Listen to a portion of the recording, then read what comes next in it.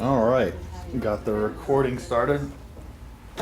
Okay, we're going to be in chapter 27 in a minute, but first I thought we could have a little bit of quiz time just to get our mind in gear. So I guess this will be by table, so some have a greater advantage than others, but hey. If you know the answer, just throw a hand up real fast.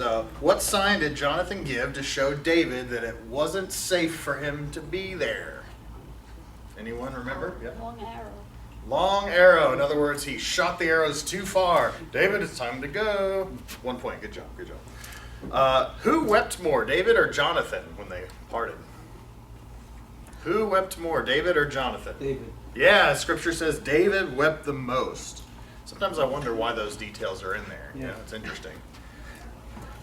True or false? 50-50 shot here. David attracted a band of mighty warriors who followed him into battle after this point. True or false? Oh wow, everyone just said false. So who wants a point? You guys want a point? All right. Point for you guys. True or false? The name Selah HaMalakoth means rock of escape. 50-50 chance. Yeah? True. That is true. It means rock of escape. Do you remember why it means rock of escape? Yeah. Saul was on one side, David was on the other. Yes, Saul was closing in, and then last minute he heard war. Oh, the Philistines are raiding your camp. And he had to break off his attack against David and run away. What did David do? This one's tricky. I think it stumped you guys. What did David do to try to protect the priests of the Lord? Lie. That's right. He lied. He told a lie. Yeah, what do you? Anyone remember what was his lie about? What was the lie, and why did he tell it?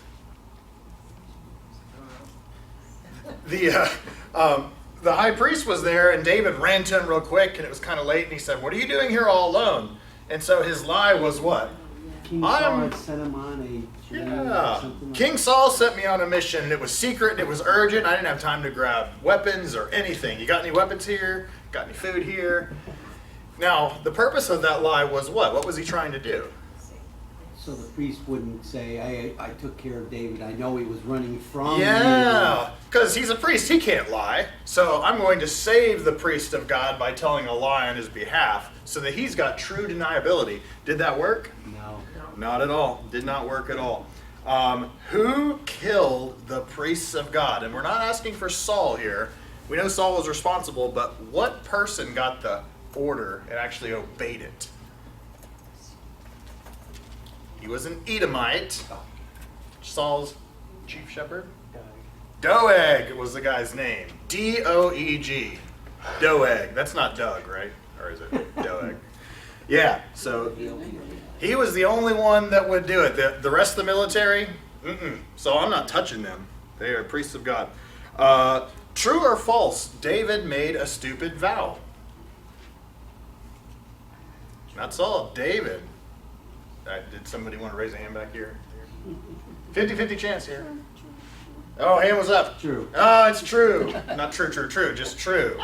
David did make a stupid vow in connection with Nabal, who we will get to in a minute. Fool? The fool. Yeah, what did David say? Far be it for me if I leave one person alive in that house by tomorrow. He vowed to kill him. And it's a good thing he didn't, but that was still a stupid vow. Who was both beautiful and intelligent also ended up marrying David? Roger. Abigail, yeah. Remember, criteria for David, beautiful and intelligent. Or at least the Bible chooses to highlight those two things. So, and we mentioned the name Nabal. What does the name Nabal mean? Fool. Yeah, means fool. Means fool. Very honest in their names.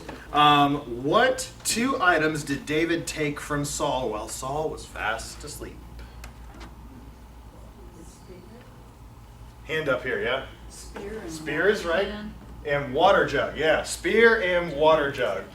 Well, it was a deep sleep caused by God. So none of the 3,000 men would wake up. So that tells us what? Well, it tells us that God's protecting David, but it also tells us that God has the power to put you to sleep if you're not sleeping well. If he can do 3,000 people, he can take care of your sleep problem. You can pray about it. So, and obviously within his will, of course. But Who went, this is the last question, who went with David to sneak up on Saul while he slept? Who was the faithful person that went with David?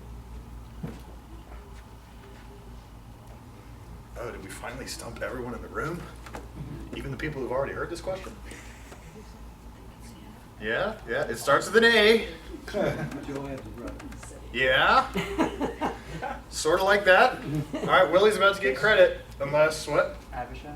Abishai was the guy's name. Abishai, yep. He's the one that went with him. And what was his thinking too? His thinking was, David, you said you will not lay your hand against the Lord's anointed. I didn't say that. And I've got the spear. I could stab him with, wouldn't have to do it twice. I could take care of this for you. David still says, no. That's not how it works. All right, how many points do you guys get?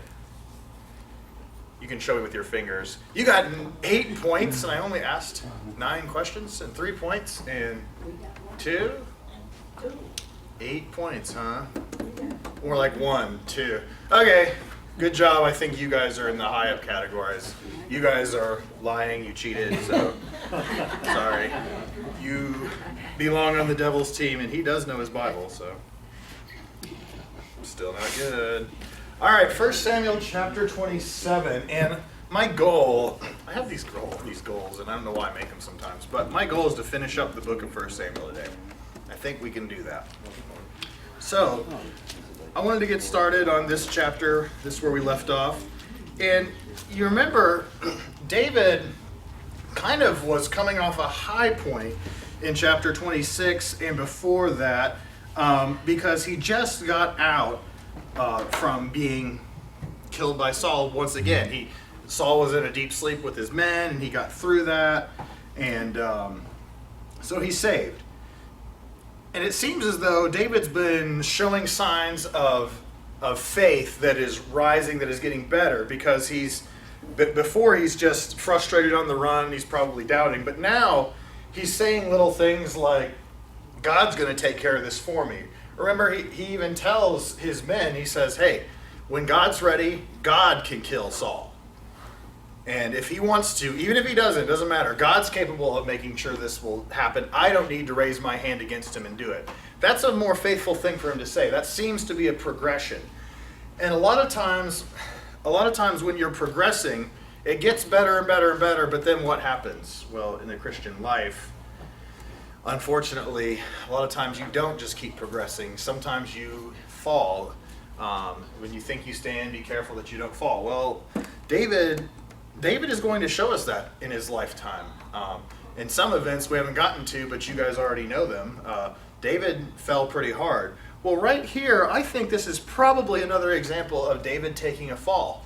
He's been getting more and more and more faithful, but then in this chapter, and in some that follow, he really shows himself to mess up, to not exhibit some of that good character. And you know why? Don't really know. Is there a rhyme or reason to it?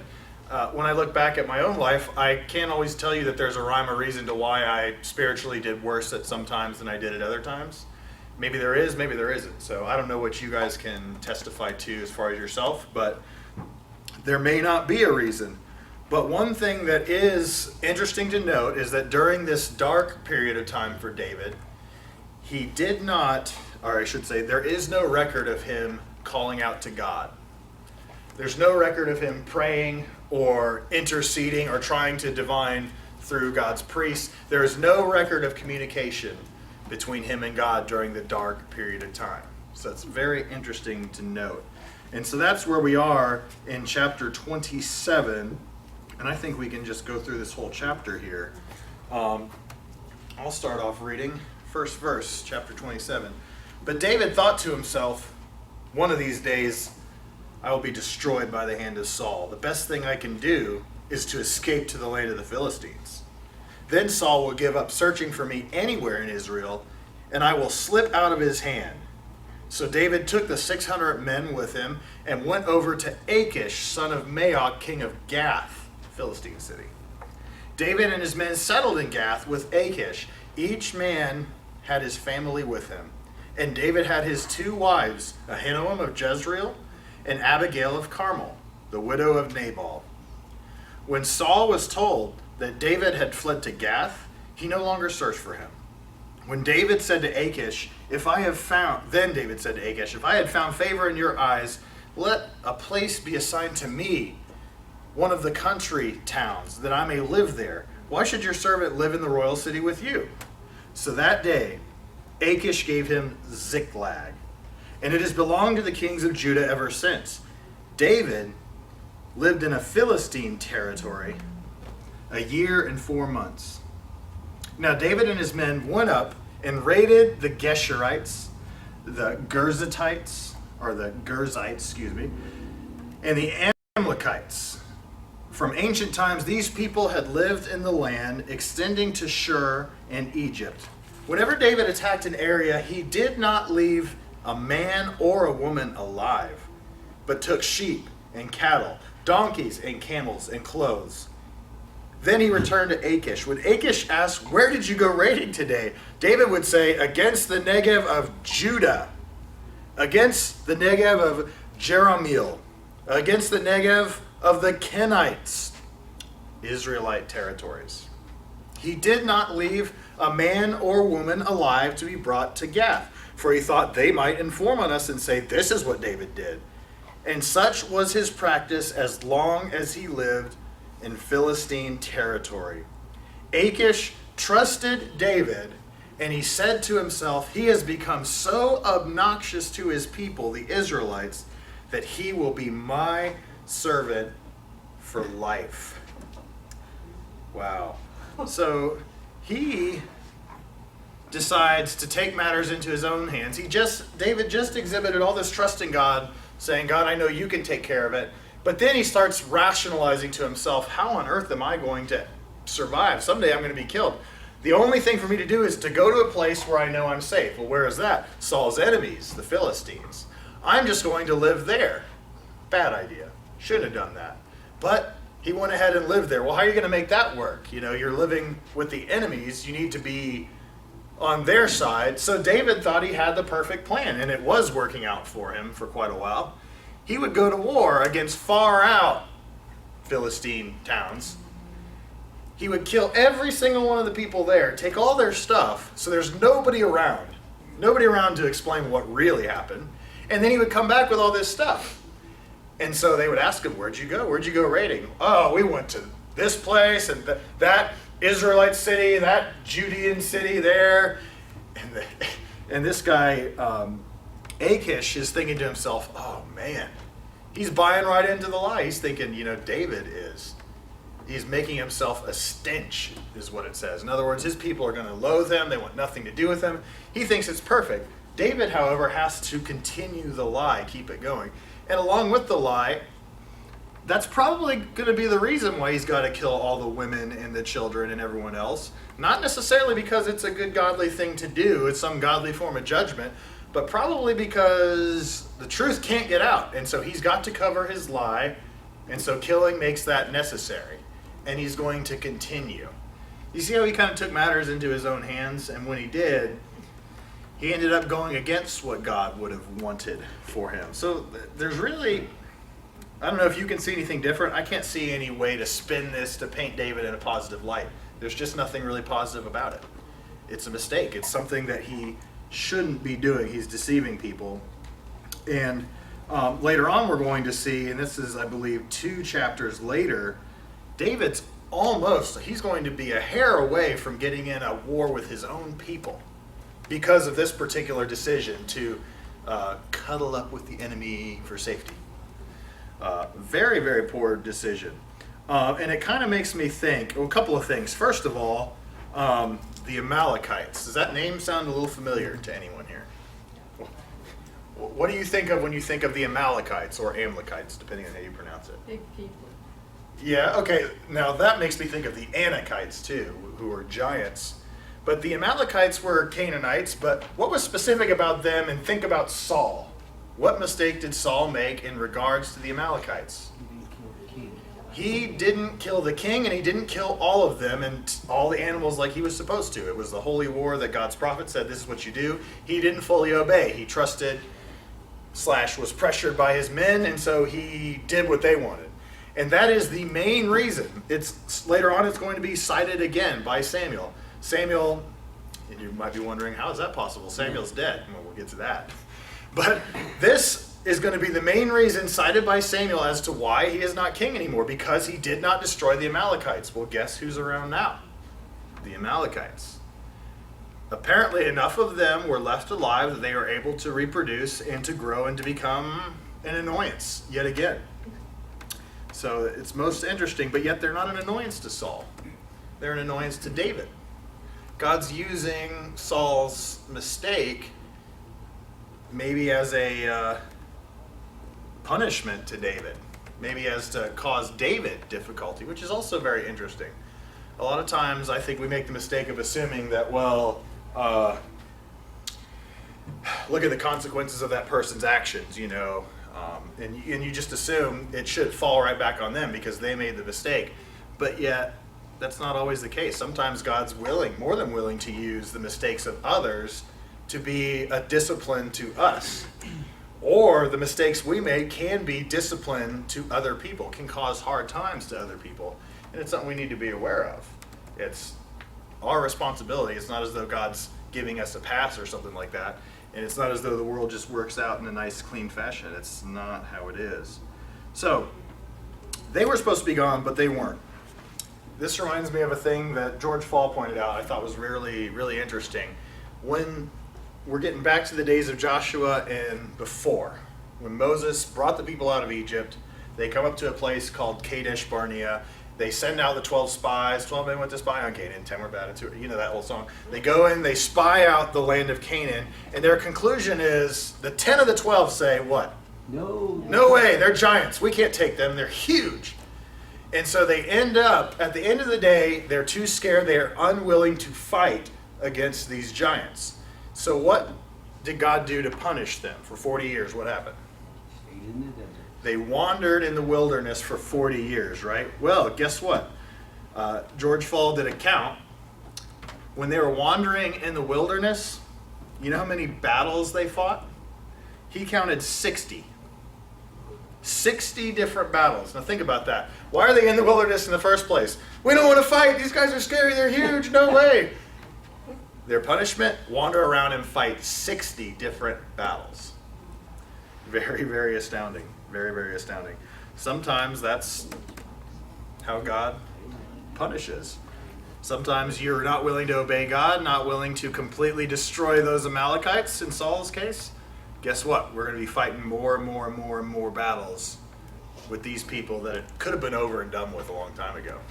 But that's kind of what sin does. You let it live, let it stay there. Oh, I've got it locked down in this box. It's never getting out. Why are you keeping the box? Oops, don't want to do that. And it comes back to bite you. Let me see. I think I've got a picture here. Oh, there it is.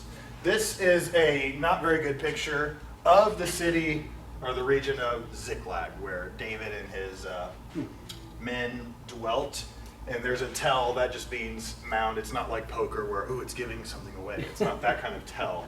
It is a tell meaning like a hill or a mound where they dig. And I talk like I know something about this. I really don't. But from what I do understand, a lot of times archaeological sites, a good place to live would be a good place to live for a long, long time. So they would build another city on that, and another city on that, and another city on that. And then you dig through the layers to determine how old things are, what civilizations lived there before. And so that tell would be the mound and the digging and the stuff that they're looking at there. But it's a real place, you know, which is always neat. And remember, every time you study the Bible, it says a place, you look it up. Maybe we haven't found it yet, but maybe we have, and maybe we know a thing or two about it. And it's just going to corroborate what God's already said. So did they win those battles that they fought in the wilderness, or some of them? Not all of them. Some of them were, I mean, ultimately, yeah, they did win, but remember that whole generation did die out, and some of them died out in battles. And the one that comes to mind, which was in the wandering, was with Balaam and Balak, and 24,000 Israelites died because of that sin. That was the sin where Balaam ended up saying, hey, just send your pretty women in there. to get together with the Israelite men. That'll take care of him. And he was right. And so God sent a plague. So God used that as those battles were a punishment for them. It certainly was. And actually, 24,000 died, but another verse says 23,000 in one day. So apparently one day, 23,000 of those died, and then another 1,000 at another time. So it was pretty brutal. I have sort of like an illustration that I heard of before, and it's sort of what we do. We rationalize a lie in order to do something good. We think there's a good lie, there's a way to get away with something better. And in David's case, well, it's good for me to be out of harm's way. It's good for me to get away from Saul, so I need to tell this lie and I need to keep it going. There was a good Christian person, good Christian guy, my understanding, that was a police officer, and police officer work required going undercover at times. So the need to go undercover would mean you need to tell certain lies. You need to live with the enemy. And you think, how can, if you're a Christian, how can you do that? Well, you rationalize it. You say, hey, there's a greater good that needs to be accomplished here, whatever, blah, blah, blah. So I got to tell these lies. I have to live this certain lifestyle. And unfortunately, in this particular case, the lifestyle led to sexual immorality, which led to a divorce, which led to a broken up, messed up family. All the while, people are still going to church, smiling and being friendly. And how on earth is that possible? How on earth is that possible? Well, it's when you let a lie take root and you buy into it thinking that this is you justify it with some quote unquote godly action. You know what I mean? It's the danger. It's why Satan speaks that language and he uses it so well. And I think it's something we just really have to watch out for, because a lie isn't really prejudiced as far as your Christian experience. In my experience, lies don't really care how long you've been a Christian or not. They just want to use you and manipulate you. And it seems as though if you're a seasoned Christian, then a lie can work even better for you, because, I would trust anything that person does. Look, that person's an elder. That person has sweet glasses. They have to be telling, and you lead people astray. The lie doesn't seem to care, and it can make its way in and just try to mess up your good judgment. So, any questions from that chapter before we go to chapter 28? Yeah. Was the same Achish that he went to before and pretended to be insane? Ooh, I think so, but that's a good question. If you look that up, tell me, because that makes sense. It doesn't say. I'm glad you caught that, because that's might well be. Unless there's no, that's interesting. I'm glad you brought that up. Because he 21. In 21, yeah, she's saying in chapter 21, when David first ran away, he went to King Achish, but he was scared because of that song following him around, which that song, we're going to come to that again. Saul has slain his thousands, but David his tens of thousands. And he acted crazy? He acted like an insane person, which religiously protected him, because superstition was, he's possessed of the gods, and we have to leave him alone. So, but get this guy out of here. I got plenty of those of my own. Presumably, you'd think it was the same one, because the timetable's not that far off. They'd trust him then if he came back sane and went to hundreds of people. Wow. That is a good question. You have to look into that. Any other questions from this chapter? Ones that I can answer? No? Okay. Thanks for making me look so good, guys. Appreciate that. Chapter 28. Can somebody read me the first two verses? In those days the Philistines gathered their forces to fight against Israel. Achish said to David, "You must understand that you and your men will accompany me in the army." David said, "Then you will see for yourself what your servant can do." Achish replied, "Very well, I will make you my bodyguard for life." Now Samuel was dead, and all Israel had mourned for him and buried him in his own town of Ramah. Saul had expelled the Medians and spiritualists from the land. The Philistines assembled and came and set up camp at Shunem. Well, Saul gathered all the Israelites and set up camp at Gilboa. When Saul saw the Philistine army, he was afraid. Terror filled his heart. He inquired of the Lord, but the Lord did not answer him by dreams or or prophets. Let's go ahead and pause right there, because we're about to get into something else. But before we do, what did David have to do when Achish says, "Hey, you realize you're with me and the war is about to start? That means you're going to have to fight with us." So David had his chance to say, "Oh, I need to get out of it." But what did he do? You'll see what I can do. How do you cover a lie? With a bigger lie, right? Just lie big. Lie big or go home, right? So he lied even more in order to get out of it. But we know all along David hasn't been fighting at all for their cause. And so he's just, he's getting into bed with the wrong people. And I know we bring this up a lot, but it's another reminder. What does Scripture say about being unequally yoked? Don't. It says don't. It says don't. A lot of times you immediately assume, oh, we apply that to marriage, which it does apply to marriage, but it goes beyond marriage. It goes into business too. Business or anything that binds you with another person, because that's what a yoke is, right? It goes over the necks of two oxen or animals, and it keeps them together. It keeps them working together. And there's a sense in which one can't pull away without the other being dragged along behind. You two are stuck.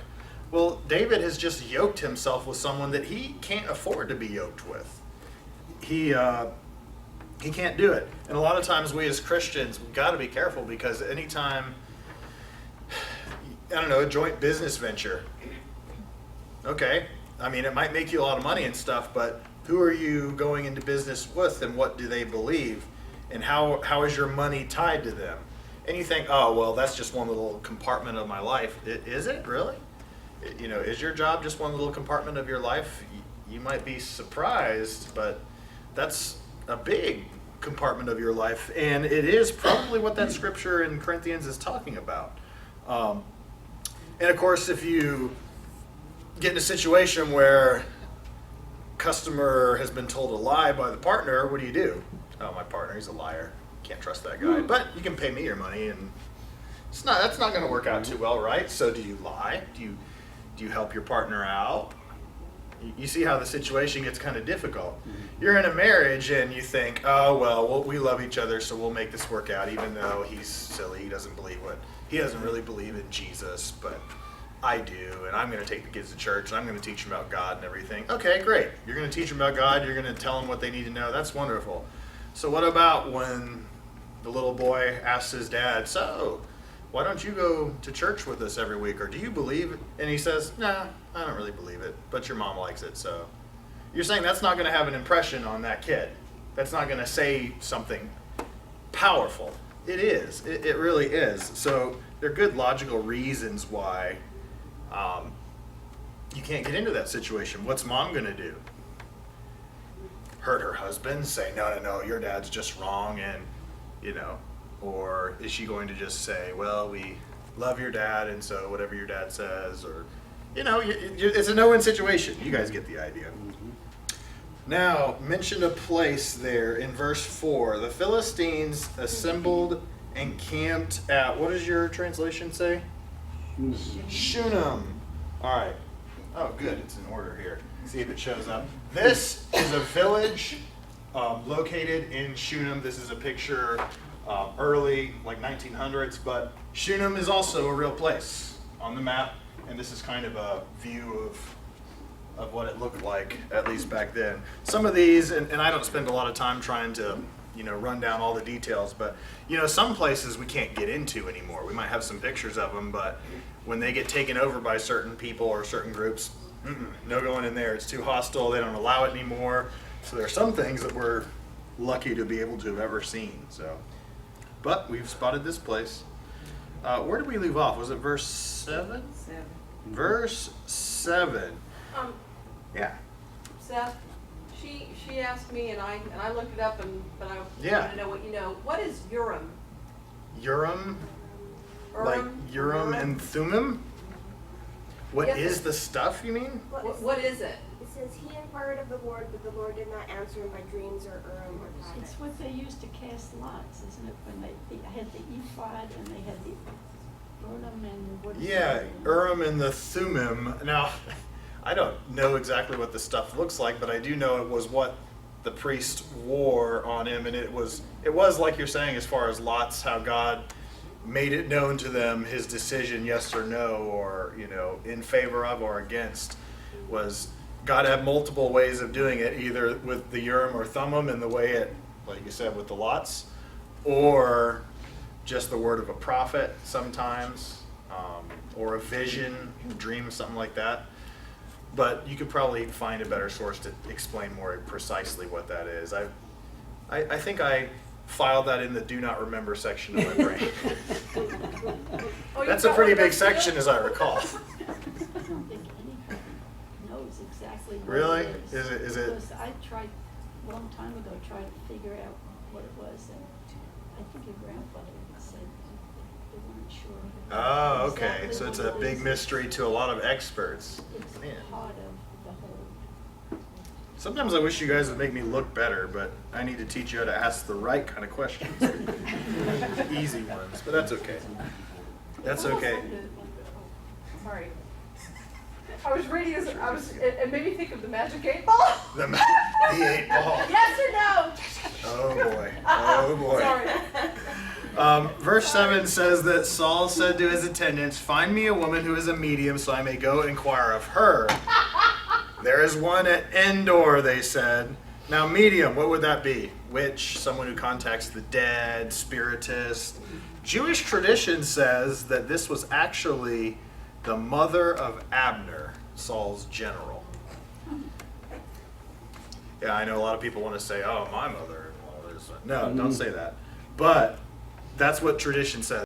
Tradition is not always right. It's just what is traditionally said. So take it for what it's worth, which isn't a whole lot. But that's what Jewish tradition says, that Abner's mother was a witch. Can somebody read verses 8 through 12 for me? So Saul disguised himself, putting on other clothes, and at night he and 2 men went to the woman. "Consult a spirit for me," he said, "and bring up for me the one I named." But the woman said to him, "Surely you know what Saul has done. He has cut off the mediums and spiritists from the land. Why have you set a trap for my life to bring about my death?" Saul swore to her by the Lord, "As surely as the Lord lives, you will not be punished for this." Then the woman asked, "Whom shall I bring up for you?" "Bring up Samuel," he said. When the woman saw Samuel, she cried out at the top of her voice and said to Saul, "Why have you deceived me? You are Saul." Okay, pause right there and we'll keep going in a minute. Crazy stuff.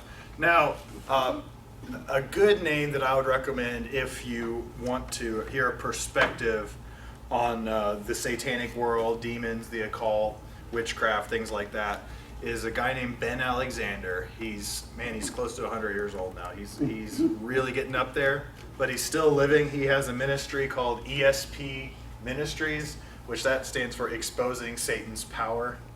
Exposing Satan's Power Ministries, but years and years ago, he actually came and spoke for our church for a little while. And it's a really cool guy.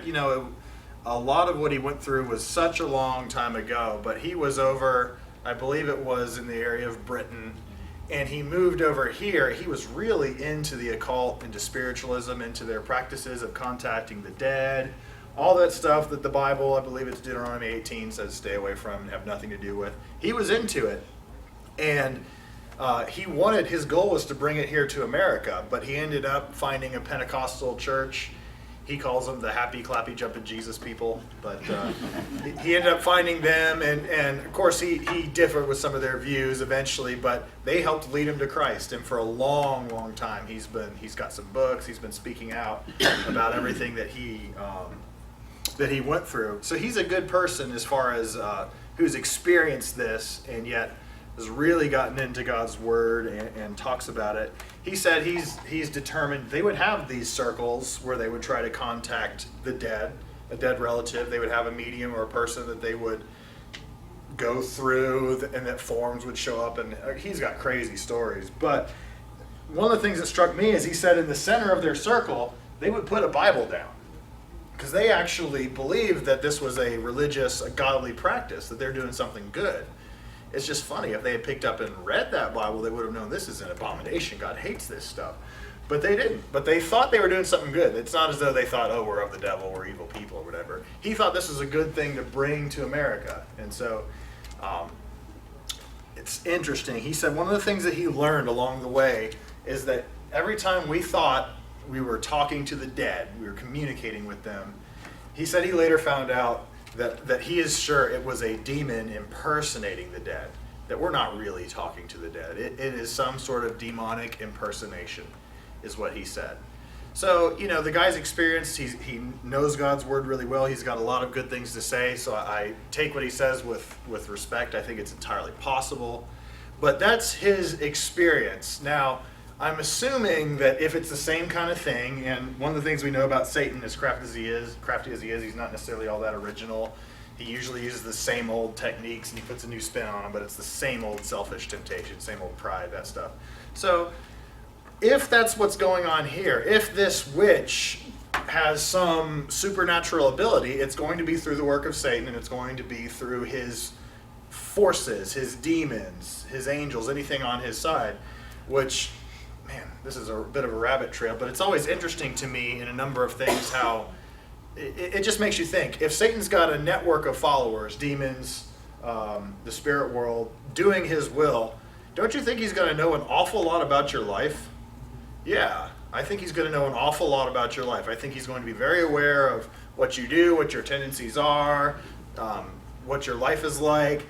And that information is known by him and can probably be used against you. So when you conjure up, in this case, if they were to conjure up this, find this woman, conjure is a good word, and this woman conjured up a spirit, could she know what might appear to be supernatural, what would be supernatural information about you? Yeah, she could. Why? Because Satan's been observing you the whole time. There's a real war going on, and it's not what we see right here. So it makes perfect sense why people would be duped into this. And the New Testament, I think, verifies that a lot of the idol worship in the Old Testament was because of demons. Demons were working their way in, and why do you think they'd be so stupid to bow down to a fish-faced god, which, you know, in the Temple of Dagon or whatever? Well, if that fish face was doing some spooky stuff, you know, maybe that would make you more inclined to say, I can't explain what's going on here, but something is going on. This thing is more than just a piece of wood or stone. So Satan had a hand in all that stuff. But what happens here? They come to the medium, and two things.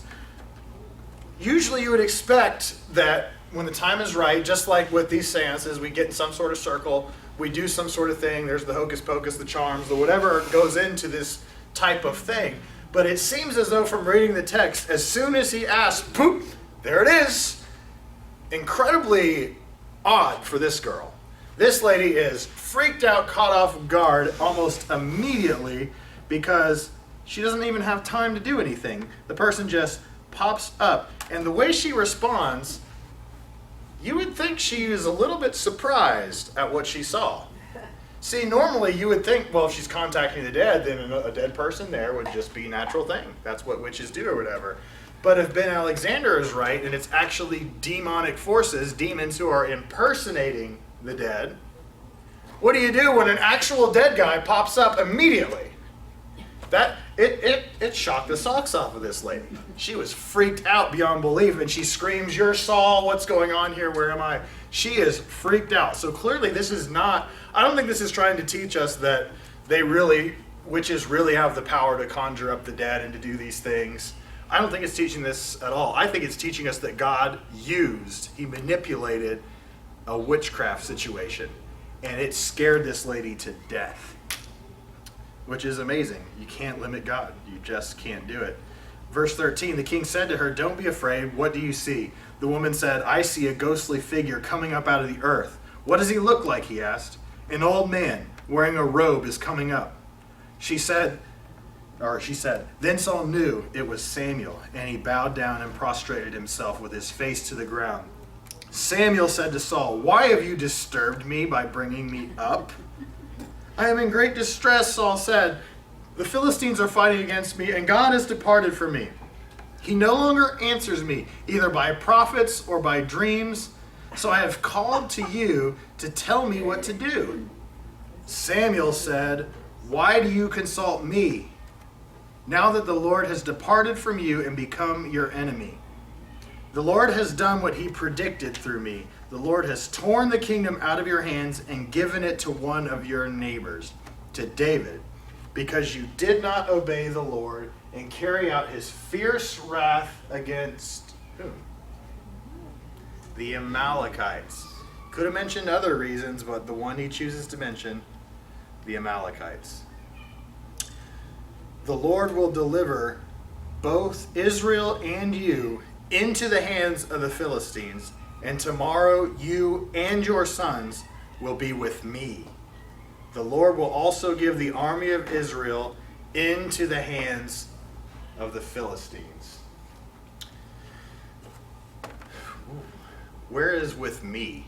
Samuel says, you and your sons will be with me. Where would the Bible say that he is at this moment? Is he just floating around? The ghost of Samuel. Did somebody say in the ground? Did somebody say that? Okay, good. I agree. It says the ground, what? It's dead. Dead? Okay. When the Bible, and in particular the Old Testament, when it talks about being in the grave or being in the ground, sorry about that, it's goofing up. What does it call that particular location where they're in the grave? Yeah, it calls it Sheol, or the grave. Sheol in the Old Testament would be the equivalent of what in the New Testament? Hades, yeah. So when you read about Hades in the New Testament, you're actually reading about Sheol in the Old Testament. So I guess we could write that down. The two terms, though, are very broad, generic terms. So we've got the Old Testament and we've got the New Testament. And in there it says Sheol. New Testament it says Hades. Well, what is Sheol? Well, same thing as Hades. What is Hades? What does the word Hades mean? Place of the dead. Place of the dead, the abode of the dead.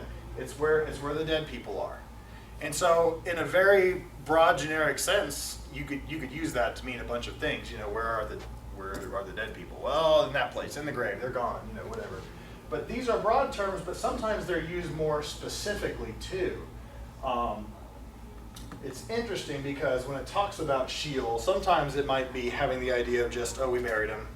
But a lot of times it's more so thought of as, that place, we don't exactly know where, but the place beyond where we go. In the New Testament, there's a parable about the rich man and Lazarus that Jesus tells that really helps us out in understanding the difference of these places. And what does it say? Well, it talks about a righteous person and a wicked person, the rich man being the wicked. And it says that when the wicked person dies, he goes down to the place called Hades. The NIV says hell, but that's not a good translation. The word is Hades, which would kind of be the equivalent of Sheol too. However, Lazarus, the righteous person, does not go straight to heaven because that's not here yet. Heaven and hell is not in the equation yet. That's coming later after Judgment Day. So where does he go? Where do dead people go? Abraham's bosom.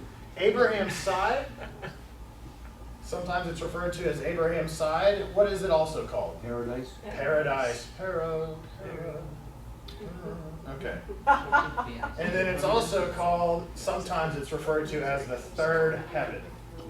The idea being that first heaven where the birds fly, second heaven where the planets and stuff are, and then third heaven beyond that. So all these things are used interchangeably. Abraham's side, paradise, the third heaven. All of these refer to where the righteous people go after they die. But what is also interesting is it says Hades when it talks about the wicked guy, the rich man.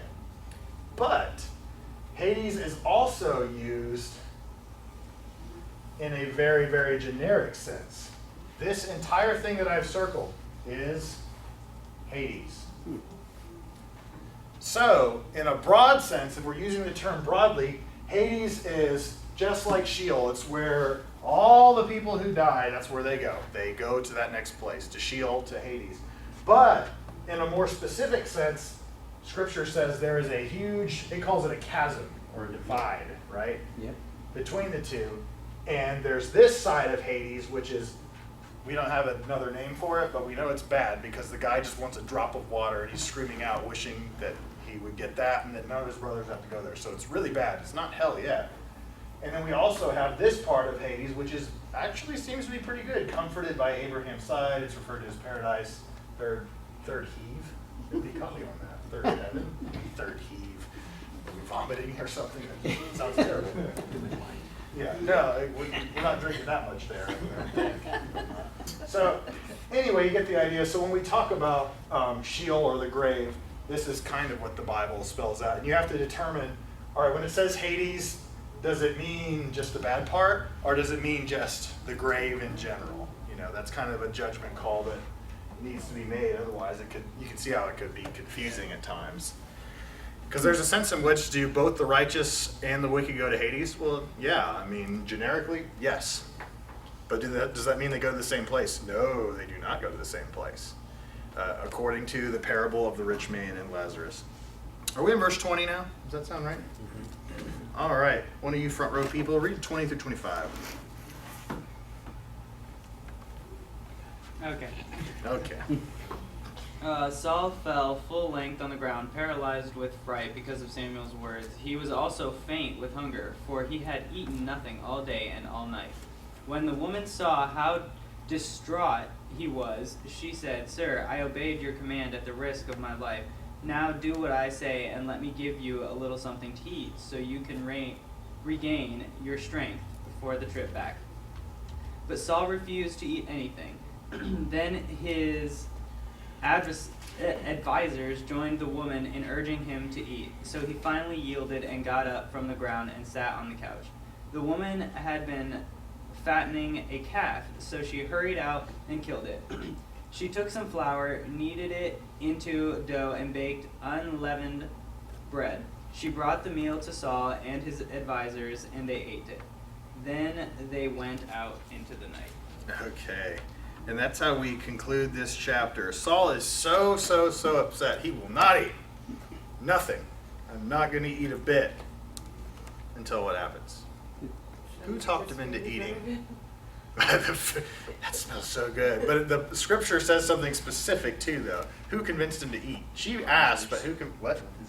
His advisors, a.k.a. the men who are around him. Does Saul have a problem following the men around him? Well, clearly that was the reason why he's in this mess in the first place.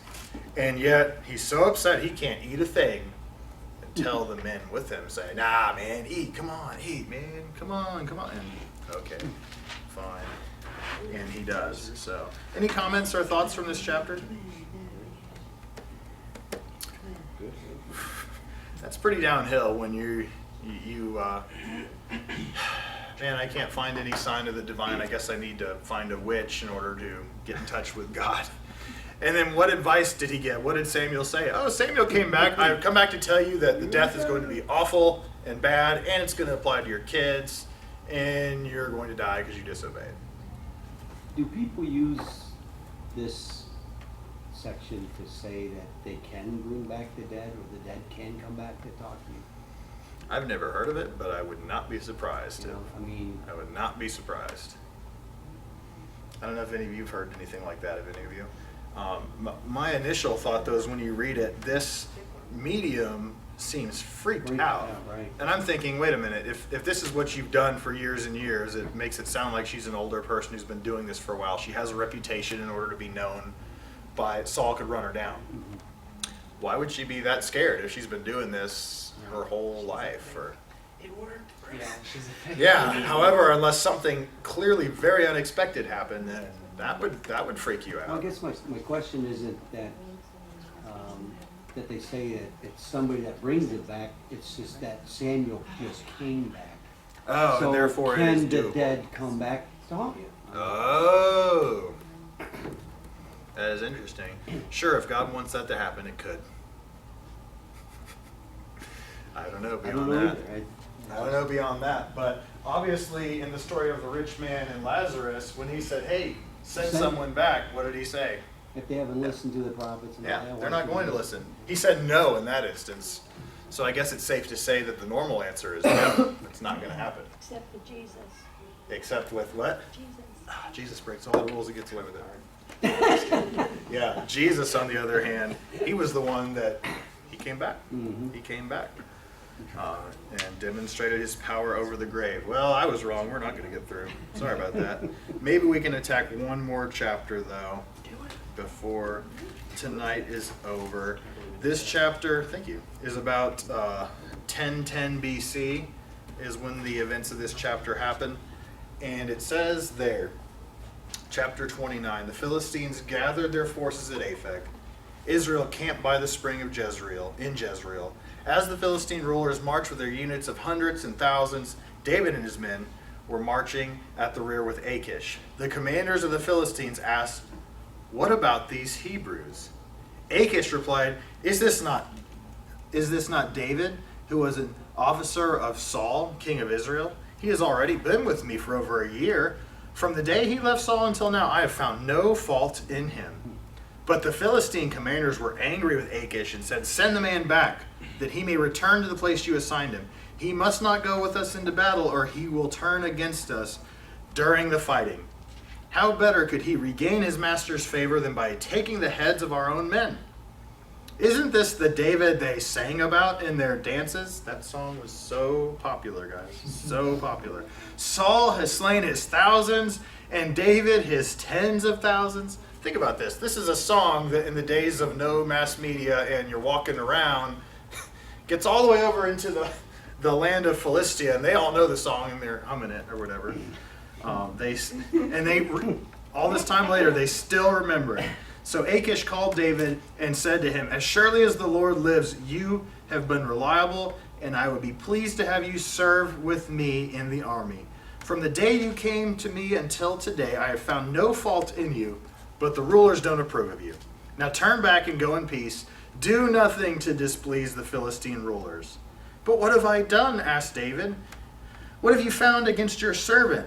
From the day I came to you until now, why can't I go fight against the enemies of my lord the king?" Achish answered, "I know you have been as pleasing in my eyes as an angel of God. Nevertheless, the Philistine commanders have said, he must not go up with us into battle. Now get up early, along with your master's servants who have come with you, and leave in the morning as soon as it is light."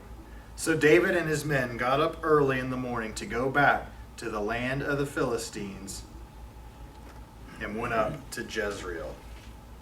So David's caught up in the lie, and he's about to have to go into battle, but then God saves him from his lie, right?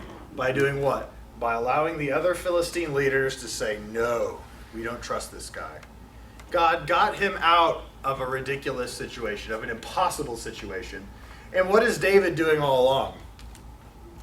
Playing along. He's still why? I really want to fight. I really want to, go against your enemies. They're my enemies too. He's still going along with the lie, but yet God is gracious enough to save him from that situation. I don't know if you've been there or not, but I believe it has happened many times in my life that God has graciously saved me from situations that I knew I shouldn't be in the first place. You know what I mean? Sometimes, a lot of times, people who are technical and good with technology and stuff know the frustrations of things breaking down and things not working as they should. However, there have been times in my life where I was either wasting too much time or there was some good reason why I probably shouldn't have been messing around with that piece of technology, and it just gives up. It's done. It's not going to work. And there have even been times where I'm like, "Thanks, God, I appreciate that." And I move on. Because I think sometimes God providentially uses those things to get us out of a situation. So let's make that, since we're ending on this, I think that should be a challenge for this week. See if perhaps God does you that same favor. If something that you normally think, "Man, this isn't so good, this is frustrating," or "Great," maybe something actually good is going to come from it because God's either trying to get you to reevaluate for a second, or he's trying to get you to stop and think about, am I using my time properly? Or, is this leading me down a pathway that I shouldn't go? Take those little moments because God will allow them to happen plentiful amounts, I'm sure. So let's take those. Any questions or comments before we stop for today? All right. Can I pick on you to pray for us? Sure. Thanks. Father, I thank you for this time that we had here to learn a little bit more about your word, dig in a little bit, have some speculation on some stuff, but just I pray that we walk away with a little bit more interest and desire to dig in deeper next time we enter into our Bible study. Once again, I thank you for everybody here, and I just pray for safekeeping as we go throughout the rest of our night. It's in your name I pray. Amen. Amen. Thanks.